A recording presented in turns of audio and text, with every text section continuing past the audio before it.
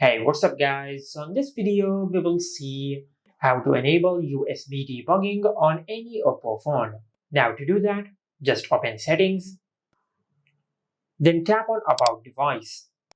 From here, just tap on Version, then tap on the version number a few times until you enable Developer Options. Now just enter your lock screen PIN.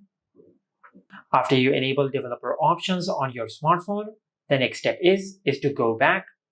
And in the main settings page, just tap on System and Update. From here, just tap on Developer Options. And in Developer Options, you will find the option of USB debugging. Now to enable USB debugging, just enable this toggle. Then select OK. And once you enable this toggle, you will enable USB debugging on your smartphone. And this is how you can enable USB debugging on any Oppo phone.